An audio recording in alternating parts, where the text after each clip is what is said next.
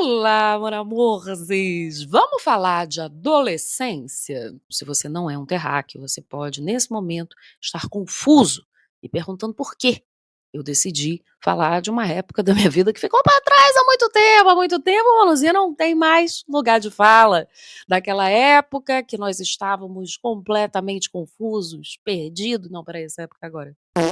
Mas da outra época que a gente estava extremamente confuso, sendo dominado por tudo que era hormônio, ninguém entendia a gente não entendia ninguém, e para onde a gente se virava era um completo caos. Não é exatamente isso que eu estou falando. Estou falando da nova série de Netinha que explodiu nas redes sociais. Não se fala em outra coisa a não ser essa série. Eu acho que não vai ter spoiler, até porque eu não tenho roteiro, né, amores? Isso aqui é tudo no improviso, então eu não sei se vai ter spoiler ou não. A gente vai descobrir depois na hora da edição. Já tá todo mundo falando da história, já tá todo mundo falando dos impactos, do que é importante assistir. Não é meu foco. Foca em mim! Eu tô aqui pra falar de outra coisa que eu não vi gente suficientemente falando, então eu vim falar porque eu falei, não, peraí, a gente Fala pra tu falar pra ela falar pra ele. precisa Falar de coisa boa. Essa é a sua TechPix. casamento perfeito de roteiro e de maneira de contar a história. Senhoras e senhores, todos os 4 episódios de Adolescência foram filmados em one shot. O que diabo quer dizer isso? Volta aqui com a mamãe. Para eu te explicar o porquê que plano sequência é uma coisa tão foda, eu preciso te explicar qual que é o normal. Eu vou colocar aqui alguma cena de referência para vocês. Vou pegar Whiplash. Whiplash, que é um filme que eu amo, que ganhou o Oscar de edição e que tá para sair do catálogo da Netinha. Acho que sai final do mês. Então, se você não assistiu ainda o Whiplash, assiste. O J.K. Simmons tá assim, nossa senhora. Mas geralmente tem coisa passando aqui, tá, gente? Desculpa. Eu não fiquei rica ainda, não tô conseguindo ter um estúdio pra gente conseguir. Vocês entenderam, né? Mas vamos monetizar essa merda! Já se inscreveu aí? Já deixou o like, pelo amor de Deus? Tem que passar mais por uma vergonha dessa? Um diálogo. Quantas vezes aquela cena é gravada? Fácil, 6, 8, 10 takes da mesma cena. Quando você vê um ator chorando e tem corte de um lado pro outro, de um lado pro outro, de um lado pro outro, pode ter certeza que aquela pessoa não sofreu só uma vez. Cada um daqueles ângulos de câmera foi uma repetição de cena. Cada vez que a gente muda o ângulo da câmera, a gente faz o reset, que é essa troca da posição da luz, troca da lente da câmera, troca de não sei o que, troca de não sei o que lá, e aí por aí vai. É um negócio que demora tanto tempo que tem um ator que vai pro set só fazer isso. O stand-in é o ator mais barato, que tem mais ou menos as mesmas características físicas, características de altura, de tom de pele da pessoa que vai filmar, do ator famoso. E aí vestem esse ator na mesma cor da cena do personagem, às vezes até com o mesmo figurino. Fico lá no cenário enquanto tudo está sendo ajustado e aí eu saio e entra a atriz principal para gravar. Para filmar uma cena de, sei lá, 10 minutos, às vezes você passa 2 horas só deixando o set pronto. Por que que é importante a gente entender o tamanho do pé de pica que é a gente fazer uma cena com vários ângulos? Porque é aí que entra o nosso plano sequência. No plano sequência, é cachorro amarrado e a peia comendo, senhoras e senhores. Não tem corte. Não é fácil fazer um bagulho sem corte. Aquela única e solitária câmera precisa condensar todos aqueles ângulos, todos aqueles pontos de vista, que numa produção normal demorariam dias de filmagem, mais dias de edição, em uma só tacada. E sem poder, né, amores? Sem pressão. Às vezes é tesão do diretor. O diretor, eu quero fazer porque eu sou foda, eu quero não sei o quê. Lógico que plano sequência não foi uma coisa que foi inventada agora pela Netinha. A gente já conhece isso aí desde 1900 e Paraná com rolha. Nosso Hitchcock mesmo já fez lá o Rope. Teve muita coisa, gente. Teve o Scorsese com aquela cena do restaurante Copacabana, que ele atravessa a cozinha toda, só pra mostrar pra gente que ele podia. Teve aquela fuga do carro que o Cuarón fez num filme que eu não vou lembrar o nome, mas é maravilhoso, agoniante. Teve Birdman, teve 1917, seguindo a linha do nosso querido Hitchcock, escondendo ali um cortezinho numa mesa, no negócio de uma jaqueta, onde desse pra ir tapeando a gente, ele tapeava até porque ele tava filmando em filme, né? Então você tem a sensação de que aquilo ali é uma coisa só. Mesmo você fazendo uma cena só em plano sequência, já dá um trabalho absurdo Agora, você fazer uma história inteira, um episódio inteiro, com troca de cenário, é loucura. Pensa, gente, que num plano sequência, ninguém pode errar. Mas não é atores.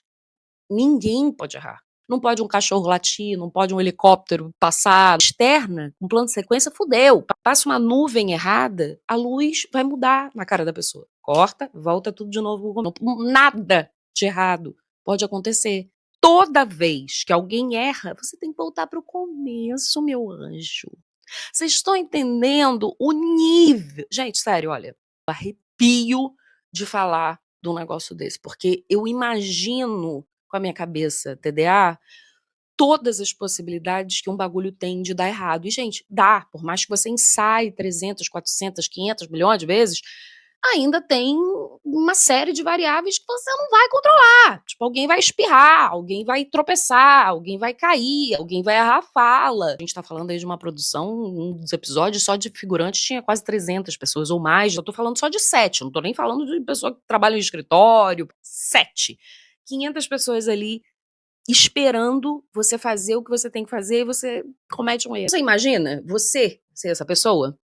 Eu tô lá pra falar a última fala. Então tá, boa noite. Aí eu falo, não, tá, boa tarde. Pronto. Aí por causa desse meu boa, por causa de uma palavra que eu errei, a gente vai ter que voltar todo mundo pro começo. Olha o custo disso. Considerando que cada episódio custou quase 4 milhões de dólares, se esse brother tropeçar, irmão, já estamos negativo 1 milhão na conta. Essa garota, tadinha, eu acho que ela errou. O cara tava consolando ela. Mas na hora de entregar, meu bem, amor, entregar tudo, ela chora do olho certo, é 3, 2, 1, é lágrima.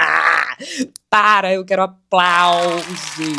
Para as câmeras funcionarem, para as trocas de ângulo acontecerem, é um verdadeiro balé. É uma sintonia ali de todo mundo, da pessoa que está entregando a câmera para a pessoa que está recebendo. Tem uma cena que a câmera atravessa a janela, porque o menino tá pulando. Não é spoiler não, tá? Ele passa com a câmera por dentro da janela. Então tem um maluco com a câmera dentro e tem um outro lá esperando. O cara que tem que entregar a câmera tem que entregar no ângulo certo e o cara que tem que pegar também tem que pegar no ângulo certo para que a gente não perceba que o negócio tá acontecendo. E aí, para complicar, o menino ainda sai correndo. Então a pessoa que pega a câmera da janela tem que sair correndo também. Na hora que a câmera tem que sair de uma locação para outra, um cara vai com a câmera e o outro já tá esperando aqui com um drone para poder encaixar a câmera e a câmera voar. Meu amigo, é uma verdadeira gincana que tá acontecendo em paralelo pro bagulho funcionar. Um dos atores derrama chocolate quente no piso. Na hora da câmera sair, ela passava em cima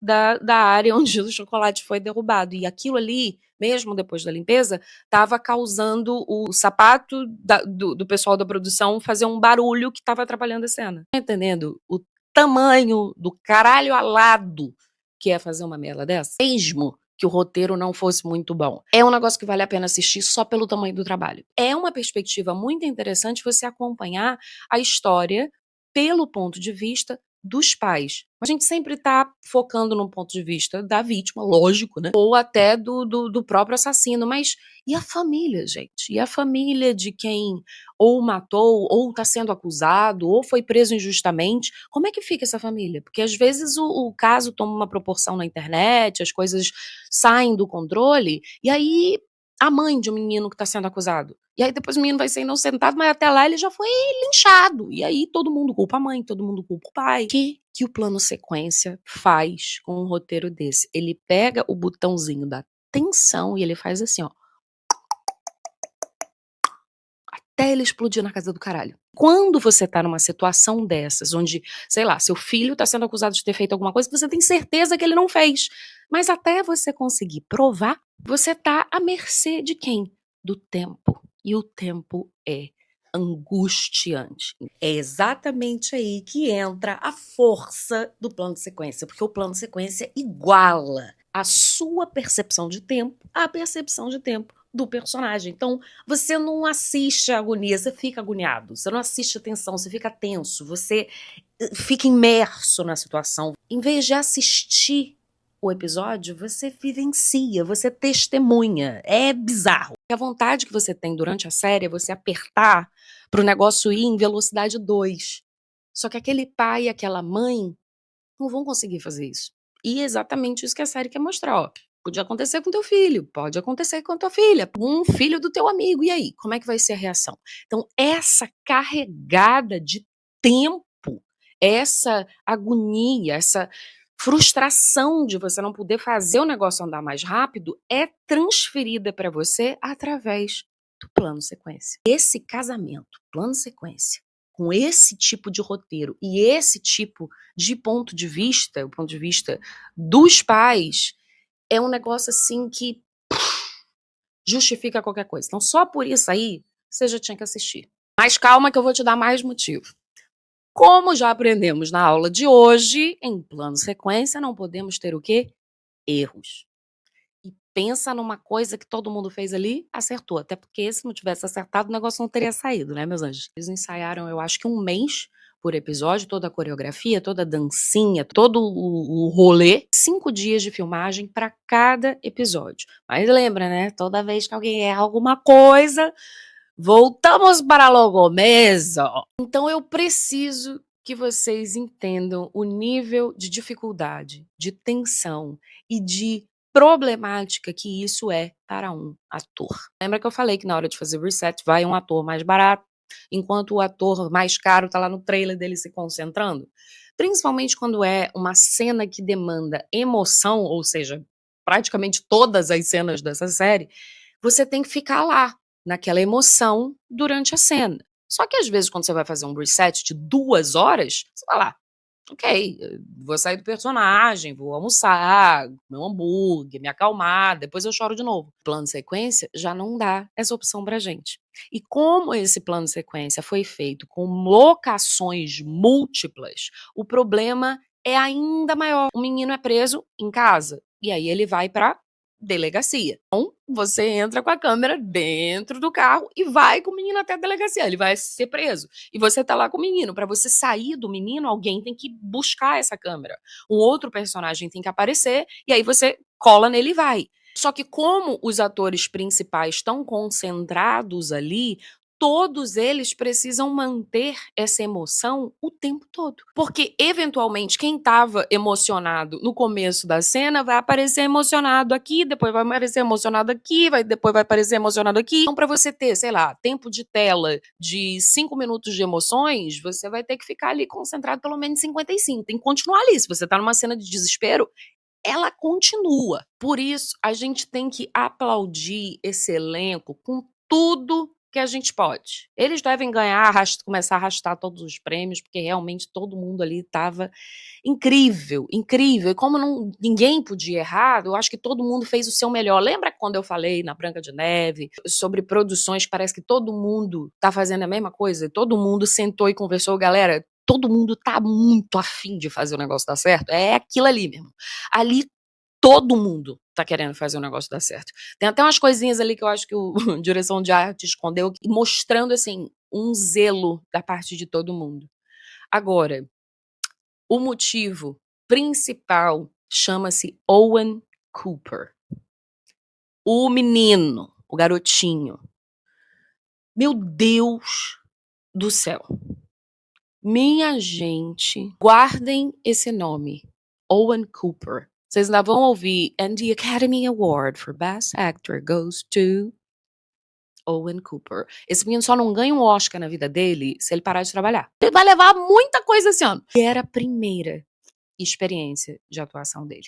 Ele tinha começado agora a fazer escola de atuação e por uma dificuldade, não sei se era a agenda de alguém, eles tiveram que começar as gravações pelo episódio 3, que eu acho que é o episódio que ele mais entrega, assim, pela inexperiência, pela idade, pela adolescência. Ele passa tudo que ele precisa passar, todas as emoções que ele precisa entregar, ele entrega.